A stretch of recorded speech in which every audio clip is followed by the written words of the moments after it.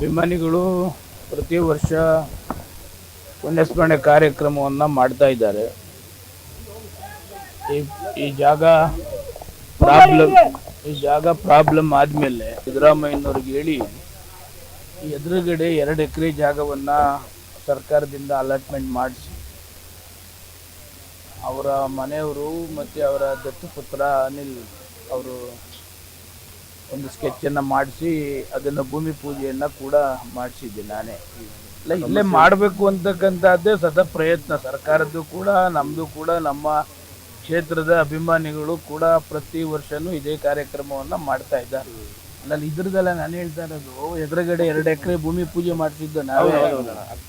ಅದು ಫಾರೆಸ್ಟ್ದು ಅಂತ ಅದೇ ಫೈನಲ್ಗೆ ಬಂದಿದೆ. ಅದು ಇದು ಕೊಡಲ್ಲ ಅಂದಮೇಲೆ ಅಲ್ಲಿ ಜಾಗ ಕೊಡ್ತಿದ್ದೆ ನಾವೇ. ಈ ಜಾಗ ಈಗಿನ ಮುಖ್ಯಮಂತ್ರಿಗಳೇ ಅದನ್ನು ವಿಶೇಷವಾಗಿ ರಿಸ್ಕ್ ತೆಗೆದುಕೊಂಡು 2 ಎಕರೆ ಅಲ್ಲಿ ಕೊಡಲೇಬೇಕು ಅಂತೇಳಿ ಅದನ್ನ ಅಲಾಟ್ಮೆಂಟ್ ಮಾಡ್ತದೆ. ಕೇಸ್ ನಡೆದು ಮಾಹಿತಿ ಇಲ್ಲ, ಇದು ಕನ್ಫರ್ಮ್ ಮಾಡ್ತೀನಿ. ಅಭಿಮಾನಿಗಳು ಏನು ಹೇಳ್ತಾರೆ, ಅಭಿಮಾನಿಗಳ ವಿರುದ್ಧ ನಾನೇನು ಹೋಗಲಿಲ್ಲ. ಅಭಿಮಾನಿಗಳು ಏನು ಹೇಳ್ತಾರೆ ಅದನ್ನೇ ನಾನು ಕೇಳಿಕೊಂಡು ಅವತ್ತಿಂದ ಬರ್ತಾ ಇದ್ದೀನಿ. ನಾನು ಕೂಡ ನಾವೇನು ಇದಕ್ಕೆ ಈ ಜಾಗಕ್ಕೆ ನಮ್ಮದೇನು ಡಿಸ್ಪ್ಯೂಟ್ ಏನು ಮಾಡ್ತಾ ಇಲ್ಲ.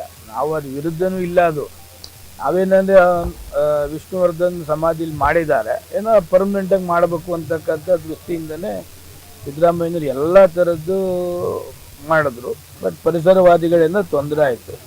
ಇಲ್ಲ, ಅಭಿಮಾನಿಗಳು ಹೇಳಿದ್ಮೇಲೆ ನಾನು ಕೂಡ ಒಂದು 3-4 ಸಾರಿ ಅವ್ರ ಜೊತೆಲಿ ಸತತವಾಗಿ ಪ್ರಯತ್ನ ಮಾಡಿದ್ದು. ಅವ್ರು ಕೊಡ್ತೀನಿ ಅಂತಲೇ ಇದ್ದರು. ಕೊನೆಯಲ್ಲಿ ಅಲ್ಟಿಮೇಟಾಗಿ ಏನಾಯಿತು ಅಂತ ಇತ್ತೀಚೆಗೆ ನನಗೆ ಗೊತ್ತಾಗಲಿಲ್ಲ.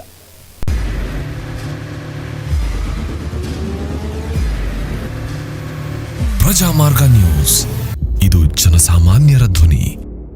ನಮಸ್ಕಾರ. ನೀವು ನೋಡ್ತಾ ಇದ್ದೀರಾ ಪ್ರಜಾಮಾರ್ಗ ನ್ಯೂಸ್. ರಾಷ್ಟ್ರದ ರಾಜ್ಯದ ರಾಜಕೀಯದ ಬಗ್ಗೆ ಹೆಚ್ಚಿನ ಸಿನಿಮಾ ಅಪ್ಡೇಟ್ಗಳಿಗಾಗಿ ಫಸ್ಟ್ ಲೈಕ್ ಮಾಡಿ, ಸಬ್ಸ್ಕ್ರೈಬ್ ಆಗಿ, ಹಾಗೆ ಫಾಲೋ ಕೂಡ ಮಾಡಬೇಕು.